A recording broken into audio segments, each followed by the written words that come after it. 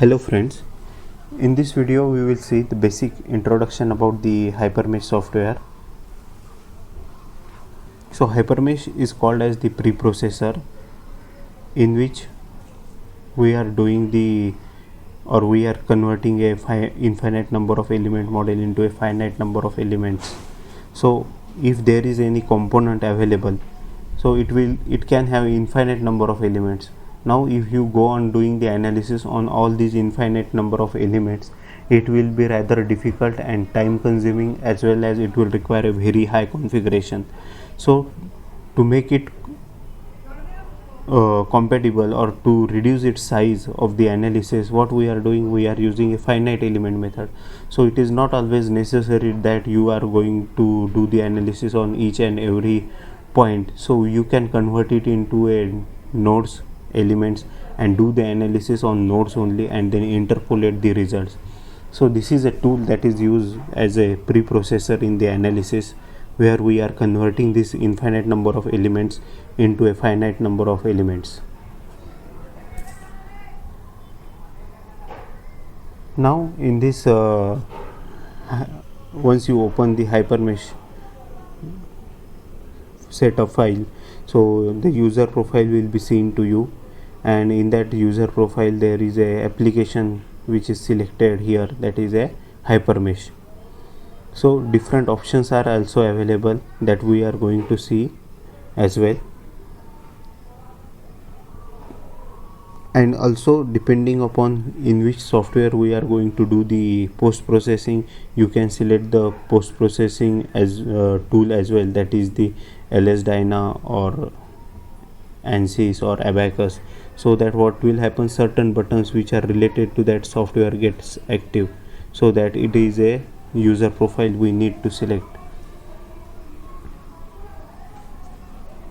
Now in this video we will discuss general that what is its graphical user interface, what are the different tools bars available in Hypermesh, what are main menu pages, sub menu pages, what is the command window, what is the main menu. So to start with, see here, that is a user profile is open, and in this user profile customized user interface, here it is written that is application. In application we are going to the Hypermesh. So if you click on this arrow,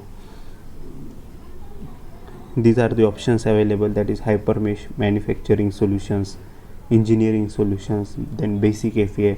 So out of that you can select any one application. So here I have selected that is the Hypermesh. And in the analysis again there are different options as we discuss. It is showing here, that is Radios, OptiStruct, Abaqus, Actron, ANSYS, LS-DYNA. So LS-DYNA is selected over here, and you can simply click on this OK button so that this user profile is selected. So once the user profile is finalized, we will be discussing the toolbars available.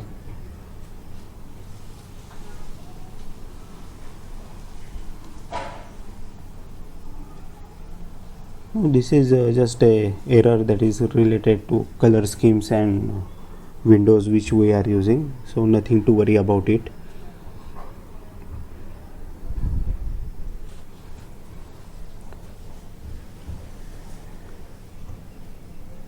So why we need to convert this infinite number of elements into a finite number of elements, I hope it is clear to you now. So that's why the name given to it is, that is the finite element method. So we are converting infinite degree of freedom into a finite number of degrees of freedom, so that the analysis can be done on those finite elements, finite number of nodes only, and then it can be interpolated for the complete geometry or for the complete component. So that what we can say, that the size of the RAM required, size of the graphics required, that will get reduced, because ultimately we are obtaining the result in terms of graphics, what we can say, graphical user interface, that is we are going to obtain von Mises stresses, stress displacement by color codes and all. So it will be helpful to us. Now see, this is the preferences option on, and here in preferences there are different things, that is geometry options, meshing options, then criteria, file settings. We are going to see all these options as well in the next videos, so stay connected. So here that user profile is appearing. So sometimes what happen, if this always show at startup, see at the bottom, if it is not on, this window will not appear and you will not be able to see the post processor. So you can select it from the preferences option. See, when you are dealing with any software, you are not required to worry about that. I am unable to find it. So every time there is some solution available, different options available, you can do the same type of analysis, meshing, by using the different ways.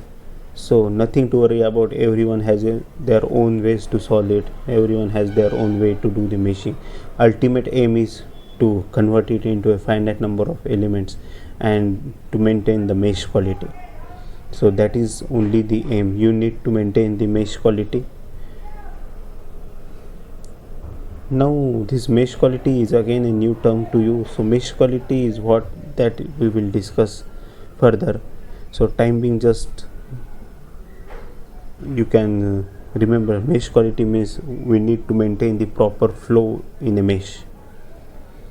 So now starts with the introductory parts. So see at the topmost, that is called as a title bar. So in any software, the topmost part, that is called as a title bar. So here if you see it properly, if you can see, that is Untitled Hypermesh v11.0. so that is just what we can say title, and the Hypermesh version which we are using. Below the title bar there is a main menu bar. Below main menu bar there are different toolbars available. Then graphics area.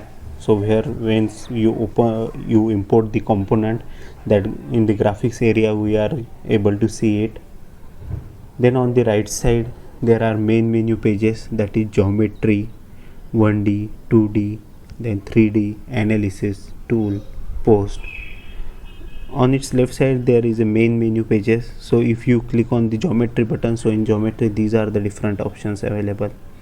Below there is a command window, and on the left side it is a tab area. Below it there is a status bar. So at the bottom you are able to see, that is called as status bar, means in which window we are operating or in which main menu page we are operating now. So that is we can see in this status bar.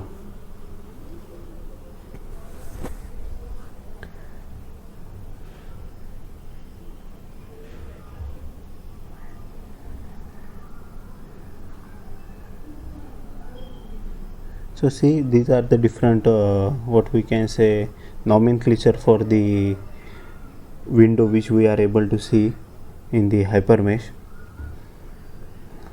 We will be using this, that see in the main, these terminologies hereafter, that is main menu page, menu bar, toolbar, left side toolbar, bottom side toolbar. So that's why it is important to know what are the different terminologies.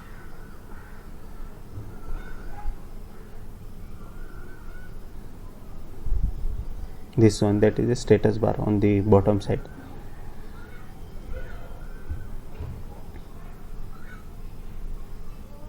I am just going to minimize it, and again we will see the user interface.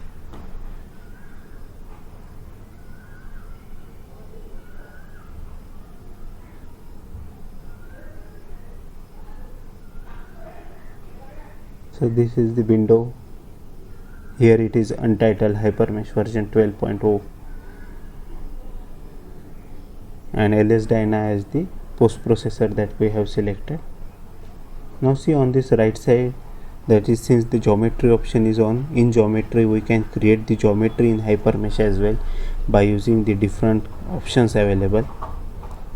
In this 1D, see all again these are the different options available. So we can create a 1D elements